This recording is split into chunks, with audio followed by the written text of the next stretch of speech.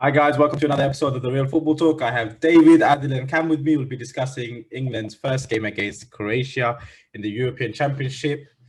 Adil, I'll come to you for your thoughts on the game. Yeah, excellent performance. A lot of the tough decisions Southgate made, I thought, was vindicated. And yeah, I thought, Croatia looked quite average, even though they got excellent midfield. They never really looked like they were going to be a threat. And I like the way England made sure they kept things safe the whole way through. Without, that's a good sign when you don't have to over attack and you can still get a win and make the game look comfortable. So yeah, excellent performance. David, what did you make of it? I sort of slightly different view. I thought that we scored very fortuitously at exactly the right moment. I thought that Croatia was starting to take over at that point. And I thought we were looking like we'd run out of ideas somewhat. I didn't agree with what the commentators said, although I thought they were mostly extremely incisive, especially Jermaine Janus. But I didn't agree with what he said about Sterling. But although Sterling scored, he did what he does whenever I see him, which is to be sort of flatter to deceive. And I'm still not convinced by him. He found some good space, but when it came down to it, apart from the goal, and I know that's a very major point, I wasn't that impressed. And Kane, yet again, to my money, did nothing. So, I mean, we did manage it well, but I thought we were maybe a bit fortunate. Cam, do you agree with Adil or David, or do you have your own analysis on that? To be honest, I actually agree with both of them to an extent. I thought England controlled the tempo in the first half, and David's right. That second half, Croatia started really well and started gaining momentum, and it looked like we were going to concede. Actually, I think if we didn't get that goal and that carried on, they probably would have put us under more pressure. We just kept getting deeper and deeper. But generally, we've got to take into consideration things like the heat, big factor, and England coped with that pretty well. I didn't think they overexerted themselves, and they conserved their energy pretty well overall. But yeah, Sterling, I thought it was the wrong decision to start him, but look, he got the goal, vindicated, you could say. I thought the brave decision was more so, Phillips. Trippier as well. Phillips more so because obviously he's new to the England setup, and I didn't think he'll go there. Now I would have played. What's his name? Chilwell. No. Instead of Sterling. Oh, Bellingham. Not Bellingham. Henderson. God, I can't even think of the player that Liverpool won. Grealish. Yeah, Jack Grealish. But you know what? First half, I feel that England were pumping long balls up to Sterling, and they were balls that he shouldn't be winning or putting them under pressure, but he was. So that you got to give credit to Sterling. He did do a job there. But yeah, generally got the goal and we managed it well after the goal. They did have a couple of half chances, but we did all right. You know what I made of that goal? I actually thought it was a bit lucky, to be honest, if I'm being fair. Because as he went to strike it, initially I thought he just took too long. And then after that, as you've seen when he slows down, the player that was coming in, he hits Sterling's leg instead of actually hitting the ball. So that kind of blocks him from blocking the shot. Yeah. So it allows for that shot to go through, and then the shot kind of scuffed in and goes. I absolutely agree with you. I thought it was a bit lucky, but I mean, credit he got into the position and had an target. He scored. So, but also that was one of the it was the first time in the second half that we broke the lines, and it was only because that player for Croatia tried to make that tackle on Kovacic. Exactly, and he missed the tackle, and it then set away for us. Calvin Phillips was unquestionable. Calvin Phillips and Tyrone Mings, for me, were the two best. But Mings was fantastic in defence, and as they said on the telly, Calvin Phillips was everywhere breaking up play, and I thought they did a really good job because our game rested not upon being particularly skillful, because the skillful players barely saw the ball. Your Foden barely saw it. It rested upon us stopping them playing large parts, and that they did. Yeah, I think a lot of it was deliberate from England, and I think it was the right approach for this game, because the way they started the first 20 minutes, it's one of the best I've seen England start in a tournament. I mean, that first 20 minutes, they were playing with so much flair, confidence. I was really impressed with how confident they started, and then they chose to sit off and they chose to go a bit more direct, and I felt that was the right approach, because this Croatia team, got to the final 4 years ago. They got quality players all over the pitch. And I felt it was more a game plan thing, that against other teams, I think looking at the way this England team is set up, they can continue to play with the flair and the possession, and really playing that tiki-taka, one-touch football style that Foden brings in, because we got the players for it. But I felt they decided after the first 20 minutes of pressing high and all energy and playing that flair, let's go back to protecting and playing kind of counter pressing, and that's why I thought the game suited Phillips excellent, because we've said before, when he can only play as a defensive midfielder, which is breaking up the play. But when you play long and you're giving him the free license to read where the headers and the clearances are going, then you're giving him the license to break up the play higher up the pitch now, because you got Declan Rice playing the CDM. So I thought for the tactics, Phillips really suited the way England played, which is playing with less risk and not playing possession as much. Phillips really fitted the system, and definitely he was my man of the match. Yeah, he was terrific, wasn't he? The other player who was overall for me, and always is when he plays the man of the match, is Modric. I mean, he's an absolutely sensational player. But what was interesting about Croatia was there were an awful lot of unforced errors from them, which you don't expect normally.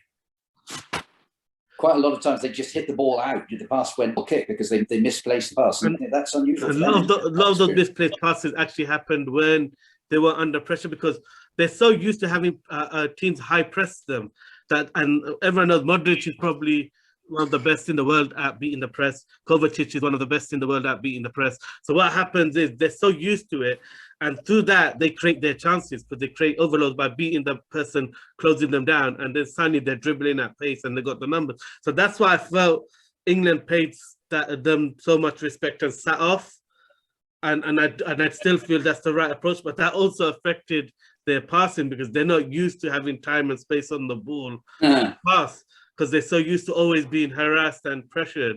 And I think that's why a lot of the misplaced passes happen. But you're also forcing a team that's used to playing on the counter-attack to take the initiative. I thought game plan-wise, I was really impressed. I really liked what England did. I think they had a couple more gears to go.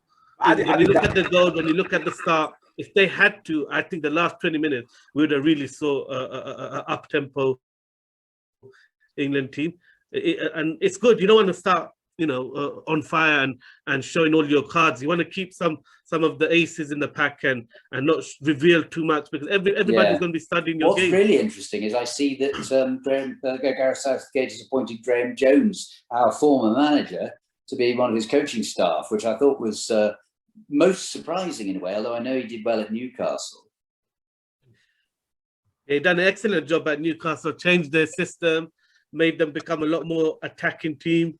And I think Graham Jones is clearly a very good coach, and he's got international experience with Belgium. So I think that's a good appointment, because you always need to freshen up the team. You got to remember this cycle isn't a 2-year cycle; it's a 3-year cycle, because the tournament got cancelled last summer. So bringing in a new coach with fresh attacking ideas will just keep everyone on edge, because they would have got the same message from the same coaches for the best part of 3 years. So I think it's another excellent decision from Southgate, just to bring a new, fresh idea, a fresh approach, and it worked for Newcastle. So I think you can see that as well. You can see the flexibility this England team plays with. I mean, That's I think that's the thing that's our biggest takeaway for me is it's what I consider a proper international team. They can play in different formations, they can play in different styles. Before, I used to always feel England can only play one style, either front foot football. But today they sat back, they let Croatia dominate without really creating a clear-cut chance. I mean, the only one was, I think, guys coming out.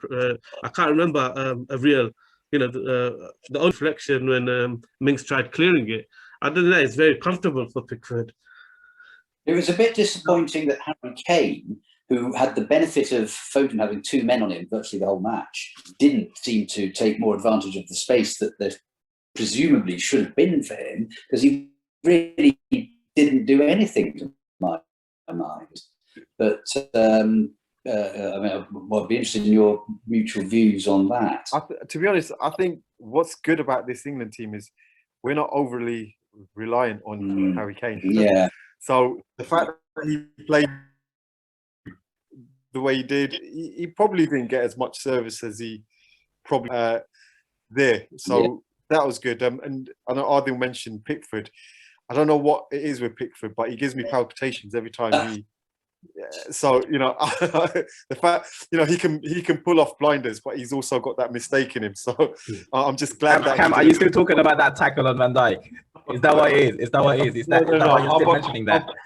I've always, just like Joe Hart, just like Joe Hart was always pro, wasn't he? Pickford, they just, I don't know what it is. They just don't give you much confidence. So have we had a keeper who hasn't given kittens since Hilton? Yeah.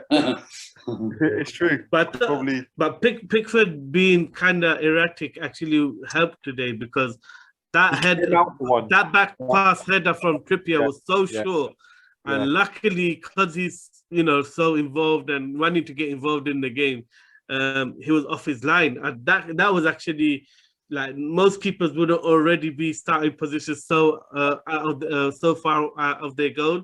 But he actually saved England. Another day he's going to cost us with the same scenario. His kicking was really good, I thought. I thought his kicking was excellent, which was an important factor because, David, you say that, but only thing is, I kept thinking he kept hitting it towards Sterling. I mean, Sterling's not really going to win that ball. So maybe that's something they need to look at, where they target a bit more to get into Kane and then Sterling running off instead of hitting it towards Sterling. I mean, that's the thing with Kane. I thought Kane looked quite sluggish and unfit today. Every time he took a touch, he took really long to release the ball or even turn. But the other thing that was surprising was the centre backs of Croatia weren't following Kane. So I didn't understand why, when the long balls happened, why Kane kept dropping in, because if he stayed up, he could have nodded those balls on, because he's a bad aerial threat. But he's coming in and he's not actually creating the space. The first time he ran behind, he almost scored. The first time in the whole game, he pretty much scored. Apart from that, he was never really in the box. I think Sterling and Foden more in the box than Kane. But I think that was the reason why they took, and that's the thing I was really happy is last tournament, in the Euros, I thought Southgate, like, personally, I thought he disrespected players like Vardy by completely going on like they're not good enough, and keeping Kane on even when he was carrying an ankle injury. I thought was a really bad decision in the semi-final and everything. So it was so good to see him actually take him off, because he wasn't playing well. And I think that decision where he couldn't actually get to the ball when the ball ricocheted in behind is the reason why they moved Rashford, because they realized if they had Rashford's pace, that would have been a potential second goal. Yes, I'd rather see the pace than the big header. But it is interesting because, we won, didn't we? I thought playing, in skill terms, I thought we were playing second fiddle most of the match. But we won, and that's, in the end, I suppose, all that counts. I think England have a lot more still left, though. If you look at it, the bench, everything, that whole front line could change, or the way we play in the front line could change. Because if you bring in someone like the Jack Grealish, or you bring in someone like Sancho, the whole way of playing changes for that front line. Yeah. So I mean, Foden, but what did you think? In that sense? What did you think of Foden? Because I mean, he had that marvelous moment early in the game, and he had a great take shortly afterwards. But after that, and I know he got substituted, he did absolutely nothing. And I know that is mainly because they had two players on him. But one would hope that he could perhaps do rather more than that, even with two players on him, because Modric always does as well. Yeah, but I think the difference is Modric was getting the ball. With Foden, if he gets the ball, then he's involved, and you're seeing his skill a lot, and you'll see him beat players who press him. But we were actually getting the ball too much, because again we were playing a bit more direct and put the pressure on and win the ball back high up the pitch. And I think that's partly, I think, down to the fact that you got both Phillips and Declan Rice, who aren't comfortable or as comfortable against the press. So then I think for the players they chose, the tactics were right. They were a bit more direct. They pushed Phillips up, let him win the second balls. So I think, I mean, Foden is going to light this tournament up. I've got no doubt about that. On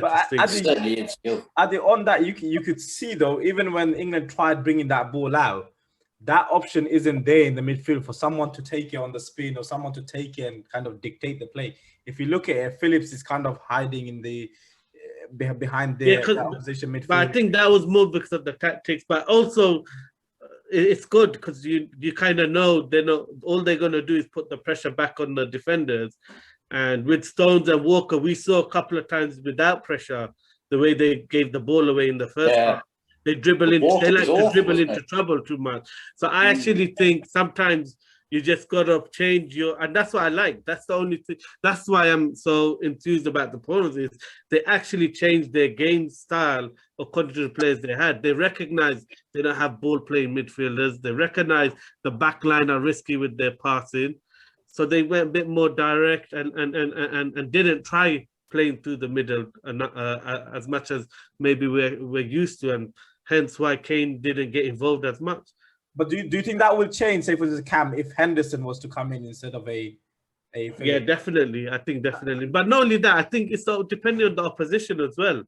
I mean, not every team is going to have a midfield as good as Croatia. I mean, Croatia, arguably, you could say, have the best midfield in the tournament. You know, one of the best, definitely, alongside maybe Belgium. So, you know, you have to still give them respect that this is a formidable midfield. Do you think we would be? I mean, I saw Italy play. I thought they were sensational, and they didn't give Turkey a look in. I mean, how would we fare, do you think, against a team like Italy? I genuinely think England have better attackers. I think England will cause Italy problems. That backline, I think, you know, the way the fullbacks leave space, you know, I just don't think they've got that backline. They've got the attacking flair to cause England as much problems as England has to cause them problems. Yeah, well, that's really. I mean, I think Adil was right in terms of England. It looks as though the squad we've picked, we can play in many different ways. And this game, I can't see him. You know, if this is the Premier League game, you know, most managers will keep the same team for the next game. I actually think Southgate will mix it up next game. The freshness, but also he picked this team according to the opposition, and that's something he'll do again when the next game comes around against. I mean, they got Scotland next, big rivalry. Yeah, Scotland. You know, I believe. Czech Republic next, then Scotland. No, I think Scotland next. It's Scotland and then Czech Republic. So I think he might play Henderson in that game, just because he probably needs a bit more experience in that game. It's a derby, isn't it? But Cam, don't you think, because of the performance of Phillips, don't you think he still keeps that shirt? Yeah, he keeps the shirt, but does... Well, so you're saying Rice off? his shirt. I'm just saying, you know, he's got options there. You know, he may not play Henderson. I can see him probably playing Grealish instead of either Foden or Mount, or you know, he's got options. That's the good thing. So I hope they do make changes, because you know, it also keeps everyone in the squad involved. It keeps everyone fresh. I think if you look at the teams that win it, it's like you can't. They have players that all feel involved in the tournament, all feel like they have a chance, and that just keeps the youth. So I hope they do, but certainly the performance of Phillips has probably made it a bit more of a tougher decision now. He might, you know, the pre-planned stuff might be affected a bit more, because he showed something that you know, he can push on up and make things happen further up the field. Look, what we can't expect is, you know, let's look in the future and say we're in the quarters, and then you're giving Grealish his first start, you know, something like that. You want people to go in there with a bit of confidence, you know, and that happens with game time, obviously. So he needs to mix it up, and I think he will. He looks to know what he's doing. Let's just hope he does. I was really surprised Grealish not starting or even getting minutes. I was really looking forward to it. Same as. I was really looking forward to seeing it. But I think once you play Foden and Kane, then you got to have either Sterling or Rashford playing on the other side, because then you've got no threat in behind to stretch the pitch. So I think I always knew it was good. Southgate was going to stay loyal to Sterling. What surprised me was was Sancho not even making the squad. Yeah, that was a surprise for me. Another thing I rate was he wasn't loyal to Rashford, and that's nothing against Rashford, but I think he made the right decision in not starting him, and he came on, which is good. I think he should have come on as well. But then I didn't think he should have been coming on the right, because even for his club, he wasn't maybe not well enough on the right. So that was strange. I thought maybe then move Sterling to the right, and then. I think it's all part of a pre-planned set of changes. Yeah. Bring Rashford on the right, make him feel like he's the first sub, he's still the main guy. They were always going to take Kane off soon after. I think it's all like managers do that, where when they already know the next 2-3 changes they're going to make. So then they put the guy who they want to keep happy and feel important first, just so he feels like, he's the main go-to guy. But really, you're bringing him on for another position. But you don't want to take him off for Kane, because then everyone's going to jump on the bandwagon of Kane's poor performance. So I think it's clever management. I think just using the squad in a clever way. And at the end of the day, where did Rashford end up? On the left side at the end. Which is where he's really competing with Sterling, ain't he? It shows great experience and from Southgate, really, doesn't it? It shows that he really knows what he's doing, and he really doing a great job, really. on a tactical point, I thought it's really good, because as soon as Croatia brought Petkovic on, who's a big, target man striker. I mean, the mistake they made was taking Rebic off, because we've seen how formidable Rebic has been, having Ibrahimovic with him at AC Milan. He's excellent playing alongside the target man. So I felt the Croatia manager made a mistake in taking Rebic off. He should have taken Perisic off instead, in my opinion. But what I liked was how clever they were. Soon as that happened, they started to get all the big guys on the pitch, so that you can outnumber the influence of Petkovic. So they got Jude Bellingham on, because he's got height and strength and power. Suddenly Calvert-Lewin's coming on. So then at the end, there's always set pieces going into the box, and you worry. I felt that helped England, because they knew they had like giants on the pitch to deal with that. Bellingham coming on, he made a great impact. I mean, he was getting in there, winning a lot of time. And he shows great energy from him, and he shows that's something that we have there as a number 8 that can be used. Yeah, he's special. You gotta love his character. Yeah. What did you think of the decision to start with Trippier? Because I didn't think he was that great. And I really like Chilwell. Every time I see Chilwell, I think Chilwell looks like a really good player. Gives you more attacking options. I mean, Chilwell didn't even make the 2023-man squad. I know. Yeah, I think it's the right decision because it's clearly leadership is an issue in the England lineup right now without Henderson and Harry Maguire, and I feel that's the reason why he went with Trippier. And if you look at the first half of the match, Trippier was the one organizing, telling people off, pointing at everyone where they should be, and he was composed and calm on the ball every time. And I feel it's because of his leadership qualities. That's why Southgate went with him. And again, it's just another thing that I have to tip my hat off to Southgate. I just think he's making the right choice. It's not just about your best 11. Sometimes you need the right characters to gel the team. And while Maguire and Henderson are on the pitch, I think Trippier is going to be more important. Sorry, Cam? You say that, but let's say that back pass was cut out and then it led to a goal. Yeah, but an experienced player can make a mistake. But we're talking about during the game, the leadership that he showed. You can't. I mean, that mistakes. I mean, other players made mistakes as well.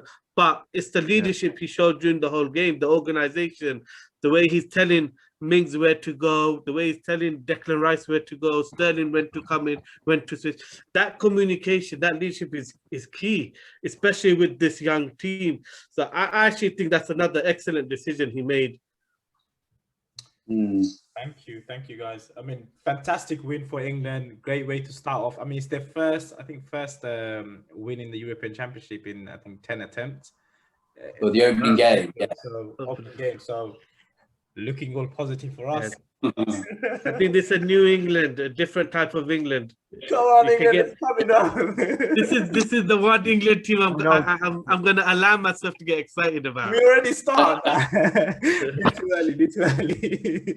They need to, when they get to, let's say they were to get to round of 16, you to start that buzz again with that song that is coming home. Yeah, it's great.